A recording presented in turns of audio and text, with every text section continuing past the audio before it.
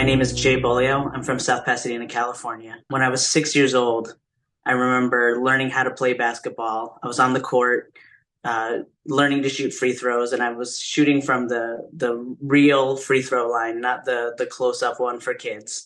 And one of the teachers from the preschool came up to me and was shocked, like, "Wow, you're really good for a girl," which, now in hindsight is problematic. But at that point in my life, all I could think about was, why does everybody keep calling me a girl? I really thought that I was a boy. I didn't understand why everybody kept calling me a girl. I liked all the boy things. I liked to play with Transformers. I liked sports, and the category of girl never really suited me, even at such a young age. So fast forward to college, I'm living life as a lesbian.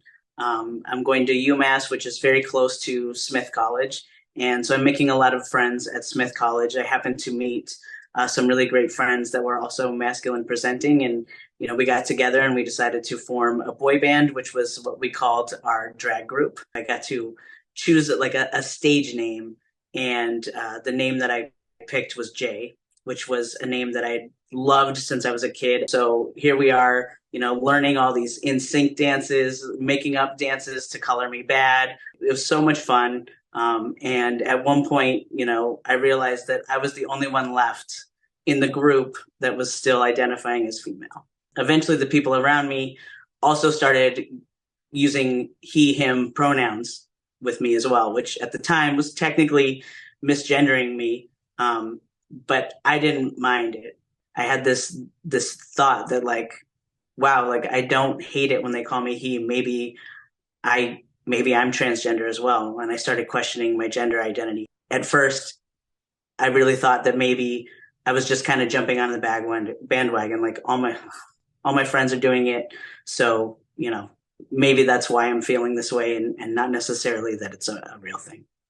So life moved on, and, I ended up getting a real job and, buying a house. And one thing that never settled with me was my body dysphoria. And, like anybody who doesn't want a big chest, blessed with a big chest, it was very frustrating because I couldn't escape it. So I attributed most of my body dysphoria specifically to that. In a moment, I decided maybe this is really the problem. And if I change this part of my body, I'll be able to move on.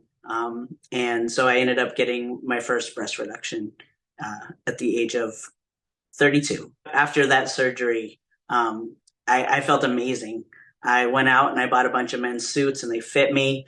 I loved the way I looked in them at first, and probably bought more suits than any human should have. Eventually, all the great feelings kind of wore off, and when I'd look down and the tie wasn't completely flat, it kind of bothered me. And when the suspenders not laying completely flat bothered me, and it brought me right back to 2000, when I was sitting outside with my friends in at Smith College, and wondering again, like, maybe it wasn't just body dysphoria. Maybe I really am transgender and need to give that some more thought. A few years later, I met a wonderful woman and we started seeing each other. We fell in love.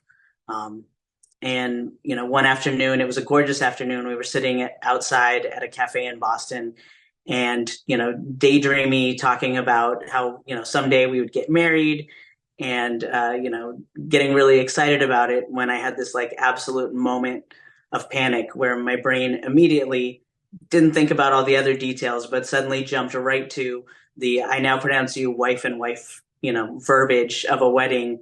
And all of a sudden I had this absolute panic of like, that doesn't feel right. Like, wife and wife, what would I have them say? And I literally said out loud to her, "Well, what'll they say when they pronounce us married?" And she was amazing. She said, "We can have them say whatever you want them to say." Shortly after that, we went our separate ways. I went home, she went home, and the thoughts would not leave my mind. I was almost obsessed with my gender at this point. Like, why did that bother me so much? Why was that my first thought? I just literally decided at that moment, like, I need to tell her. I need to tell her.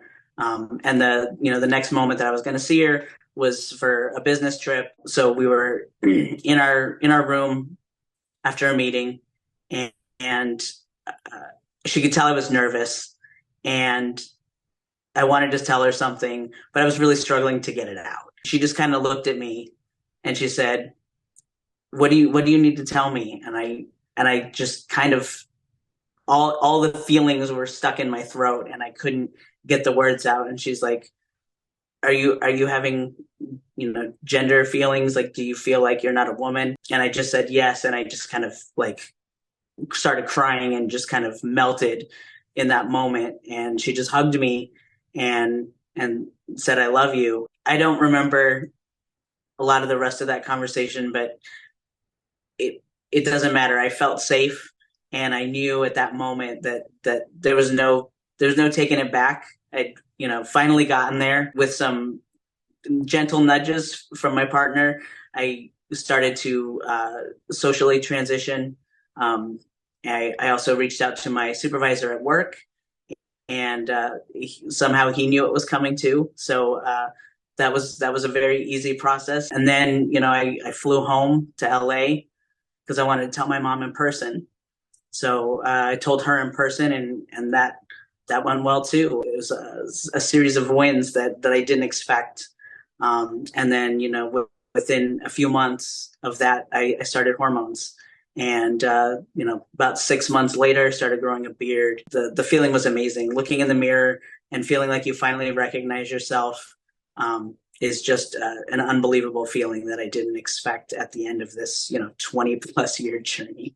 This is my story. This is my journey, right? And not not everyone's going to have the same experiences. Maybe you figure it out by the time you're 5, and maybe like me, it takes you till you're 37.